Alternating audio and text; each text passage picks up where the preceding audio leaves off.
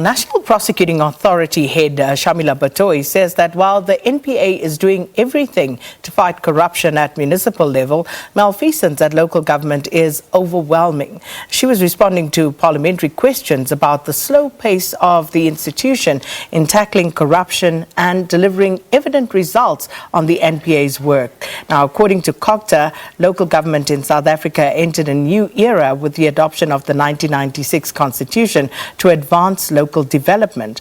To the contrary, though, rampant corruption and dysfunction in municipalities has been hogging academic and informal discussions in the past few decades. Dr. Noluthando Phungula is a researcher at the Institute for Pan-African Thought and Conversation at the University of Johannesburg, and she joins us now for further discussion on this. Dr. Phungula, thanks for your time. Welcome to Morning Live. Morning, Sakina. Morning to the viewers as well. Thank you for having me. Let's just start, Dr. Phungula, by getting your assessment of the NPA within the context of prosecutions for malfeasance at local government level. All right. So I think the boss, Shamila Batohi, has spoken about the issues that the NPA is facing. But to be honest, there's nothing new in the rhetoric that the NPA is giving us.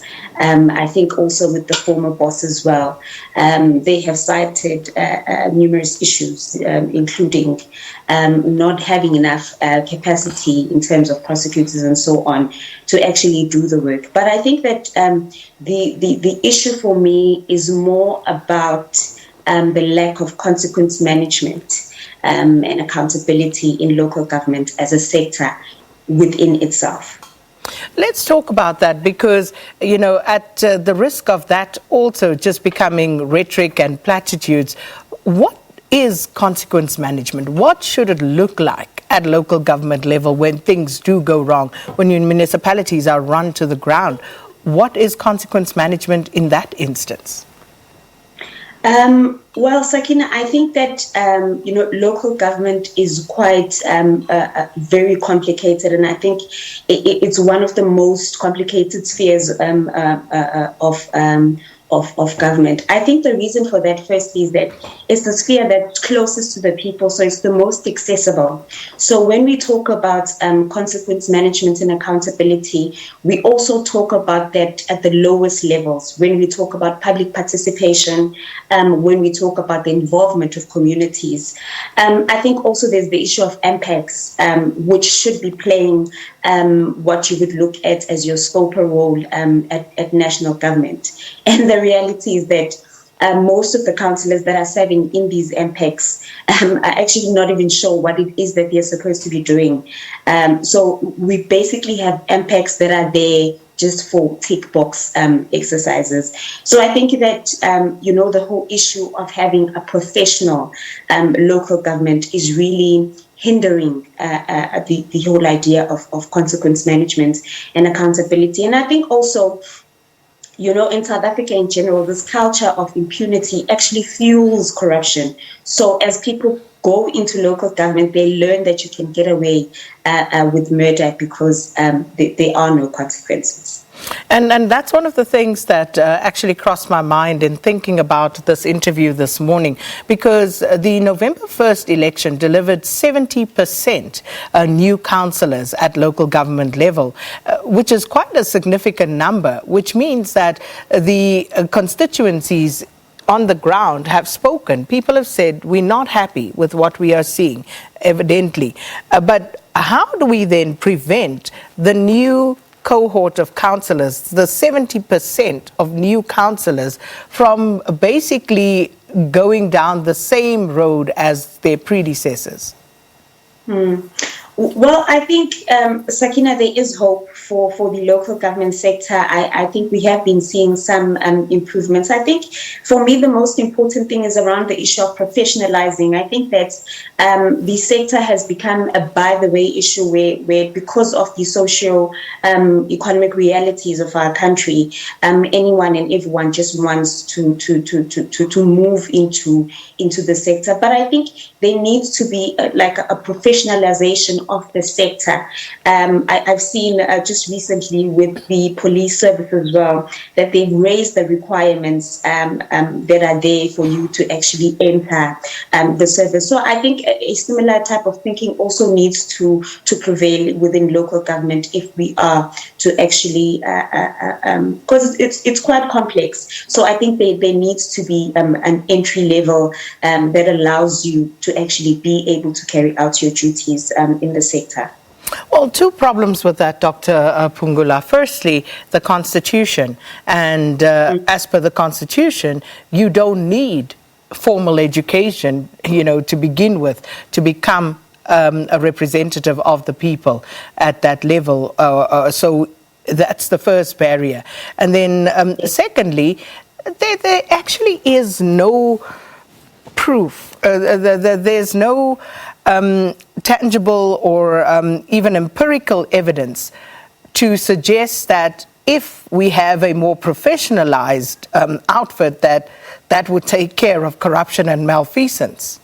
Okay, so I think for me, we're not just only talking about formal education, but we are also talking about capacitation of councillors. And remember, it's twofold. There's the politicians and also the administration. So the focus on the professionalization is more on the officials and the administration, but also on the political leadership side. I think our government, there needs to be a political will to capacitate. As I said, I think that local government is quite complex. It's over-legislated. And I think some of the challenges that are coming up are because of the problems around the issues of understanding and grasping the very complex legislation and policies that govern the sector.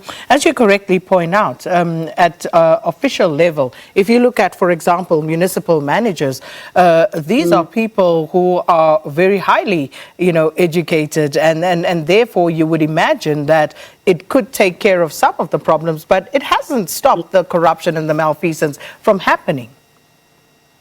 In light of that, Sakina, I think it goes to the issue of political will, and the truth and the reality in this country is that corruption feeds a lot of people. It fills people's pockets, and so there needs to be that division between the administration and the political side of things. And I think that is where the cornerstone of the fight against corruption is, that there needs to be a clear separation of the two, in my thinking. So if we look at the advent of democracy and the changes that it brought about, especially to municipalities, and one of those, is of course the concept of the municipalities as we know them now, quite separate and different from what we had in the past for obvious reasons during apartheid. So this obviously ushered in, a formal local government sphere administered, but in terms of what it has delivered for the people on the ground, let's talk about that and your assessment of how we fared in democratic South Africa. Well, I think you're right, Sakina. So after the adoption of the Constitution of 1996, we saw for the very first time our country having wall-to-wall municipalities established through the entire territory of the country. And I think the entire adoption of the public procurement system was intended to actually address the socio-economic disparities that are reality in our country. But to be honest, our constitution is actually hailed throughout the world. On paper, it is beautiful. So, for example, if you look at the constitution, it talks about public procurement.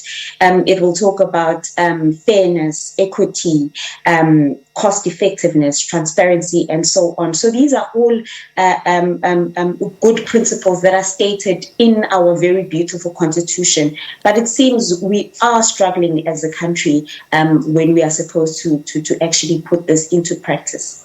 So speaking of that procurement system, Dr. Phungula, if you look at the corruption that we are witnessing at local government level, the squandering of funds that's meant for services to communities, and this has become commonplace in South Africa, and it has been largely blamed on the tender, the procurement system. Now, it begs the question whether this system is a curse to contemporary South African municipalities, or should we be blaming the tender system, or is there another problem at play here?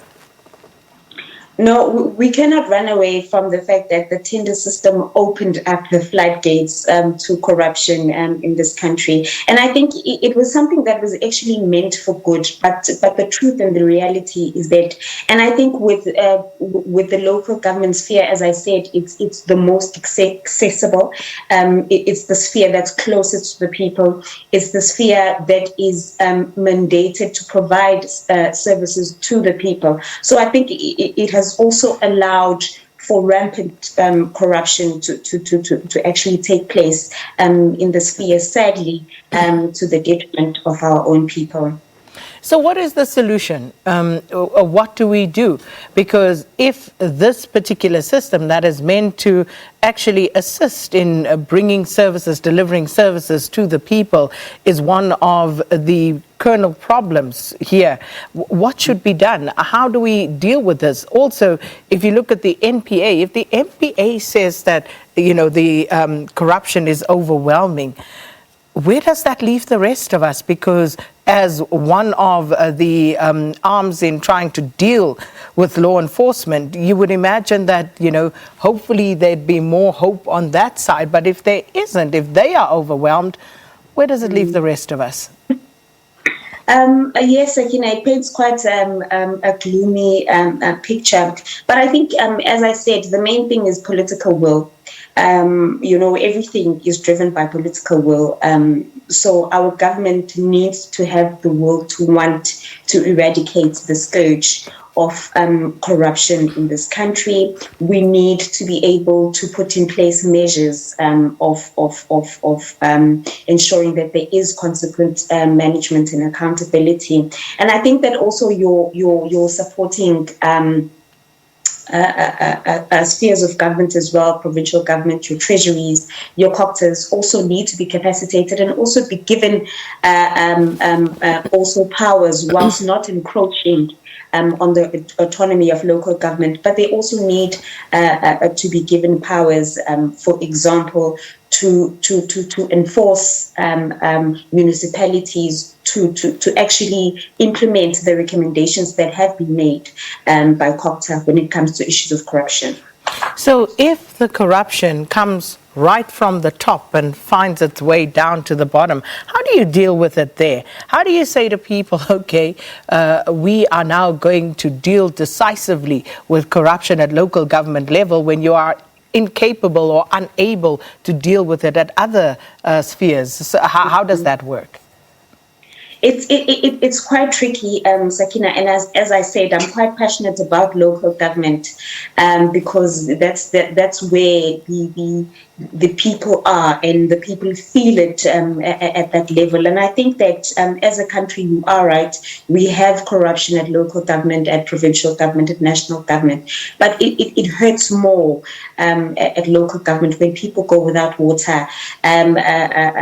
So we plead with our government to actually assist the sector from the top coming down in ensuring that we are able to function properly as a state. And I think that also, for example, when we talk about the NPA, we need to have anti-corruption work that is specialized if we do not want to see ourselves as a failed state in the near future. Well, Dr. Phungula, we'll leave it there for this morning. But thanks so much for your time, Dr. Noluthando Phungula. And she's a researcher at the Institute for Pan-African Thought and Conversation at the University of Johannesburg, giving us some insights into the history of local development and what has come to be known as municipalities, and also where things may have gone wrong. The NPA saying to Parliament that they are trying to do their best here, but the levels of corruption here at local government level are overwhelming.